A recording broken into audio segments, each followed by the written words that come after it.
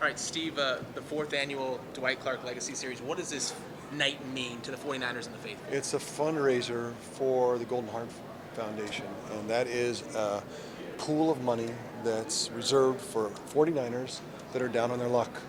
Whether it's health, whether it's wellness, whether it's anything else that's happening in their lives, it's there to support people that were Niners.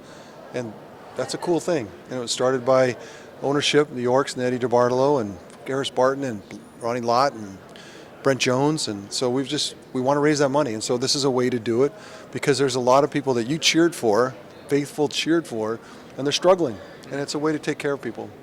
To have Dwight's name on it too. I mean, growing up as a Niner in the organization, what did it mean? Like as you learned about Dwight, and obviously you probably know him a little bit too. So I threw Dwight's last touchdown pass, and before he retired. So. And Dwight and that's why his name is on it, because he was a light for people. He treated everybody so well. He cared about people. He and that's the spirit, really it's the spirit of the 49ers. That's why the 49ers, in many ways why the 49ers are great today, is they're embodied that spirit. Like we take care of each other. We got each other's back. I'm here for you. I'm selfless. I don't have to be the star. I just want to be a great part in a great play. So that was Dwight, and I think that's the spirit of the 49ers. You mentioned the spirit of the 49ers. I spoke with Alex Smith last week, and he said there's no more prestigious job than playing quarterback for the most prestigious organization in the 49ers. Do you echo that same sentiment? Well, I think what Alex is saying is there's an expectation, and we all live it. I lived it.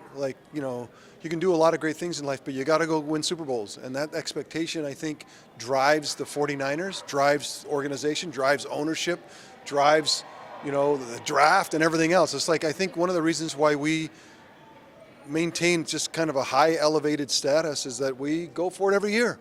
Now, look, we don't make it every year, but we go for it. And I think there's not that like everyone say, well, everyone goes for it. But no one puts that kind of pressure on themselves that nothing else matters. And I think that's what matters. I mean, that's what makes a difference for us. Steve, do you have a really cool Dwight Clark story that you would like to share with us? When it comes to mind? Dwight Clark story. I mean,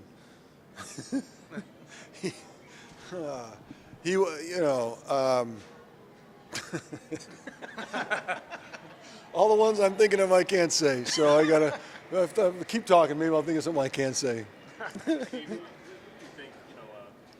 mentioned that, Super Bowls aren't won, they're torn from bloody hands. Do you think, this Niners team grasped that much more, and how do they avoid a Super Bowl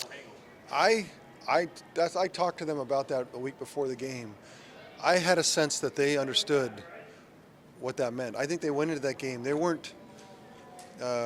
not. It wasn't that they weren't prepared emotionally. They were ready to go win that football game. It's just, for whatever reason, our best football that we played in the whole year was a little bit earlier in the season, and that's the thing. You got to find that place where your best football is, at the end, and it's not a lack of intent. Those guys are laser focused, and so that's another learning experience that I went through, and they're going to have to go through.